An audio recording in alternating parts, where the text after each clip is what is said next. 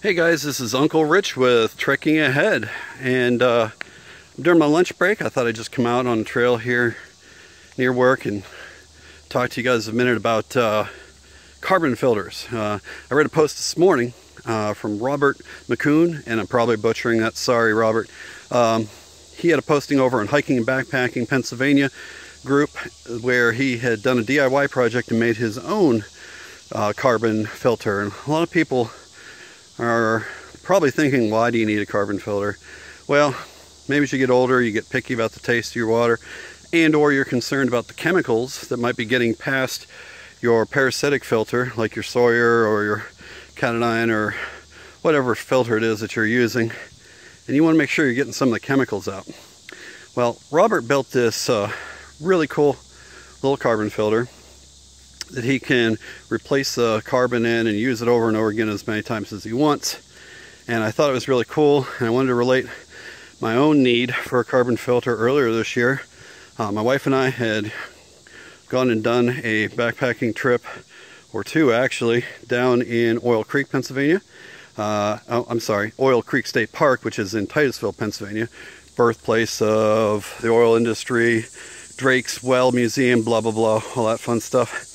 And anyways, we had a very hard time getting a water source down there that didn't taste like garbage. And we're gonna stop this bench here, guys. Anyways, couldn't find a good water source, tasted like garbage, and so I decided next time out I'm gonna find a solution. So here's the solution I came up with. I'm gonna throw it down here in the bench. This is a carbon filter that I've added on using a piece of tube to my Sawyer squeeze, Sawyer Mini Sawyer squeeze, and we went back a couple weeks later, actually, down there with the kids. We took us along, and it worked great. And I also can testify, just a week or two ago here, the wife and I were up in the White Mountains, and we were hiking up to Mount Washington, and where was it we stopped at? Oh, Hermit Lake? Yeah, Hermit Lake camp area there at the base of the summit to go up to Mount Washington. And they had a pump well there, and it just was nasty tasting, as far as it tasted like iron, like you were drinking rust. And I was very glad we had this. We were able to put the water through this system using a squeeze bag on the front end, and it came out tasting just like decent water. And so I was very happy that I found this solution. So where did I get this, Robert? I picked this up on Amazon. It's made by Katadyn, I think is how you pronounce it. I'll put a link in it down below here. And yes, Robert, it is replaceable. As a matter of fact, it comes with 2 sets of carbon and paper cartridges for you to replace it. I'm going to go ahead and pause the video, unscrew this, and show you what the inside of it looks like. Okay, we're back. So I've unscrewed this here.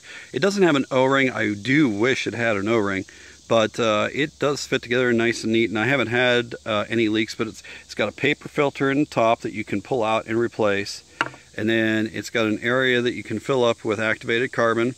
And even after you've gone through the packages of activated carbon and paper filters they sent you, you can just go to the pet store, aquarium or whatever, and pick up some activated carbon with nothing else added into it, and use some coffee filters and achieve the same thing. But there's a paper filter in the very bottom, then you fill it up with activated carbon, and then there's a paper filter on the very top inside here.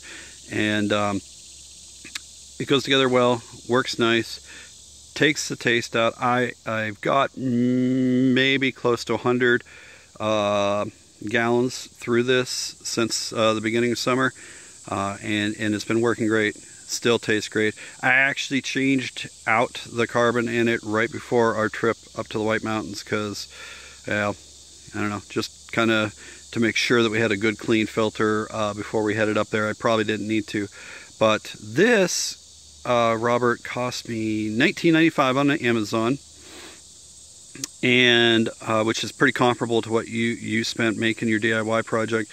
So I just want to say this is a good alternative too. I don't know, is this smaller than yours, Robert, or not? I was surprised when it came how big around it was, but it still is very packable, very light, even when it's wet. Just shake the water out of it, with a good, shake, and it works out pretty well. But if you want to see Robert's post and maybe hit him up and see if he can give you some more instructions on how he made his carbon filter, I'll go ahead and I'll provide the link below in the show notes here on his post over on Hiking and Backpacking Pennsylvania. And if you're interested in this carbon filter that you can put into your filter system, I'll go ahead and I'll also put a link down below. Be a mensch, show me some love. Use that link if you're planning on purchasing this, so I can get some credit with Amazon through their affiliates program.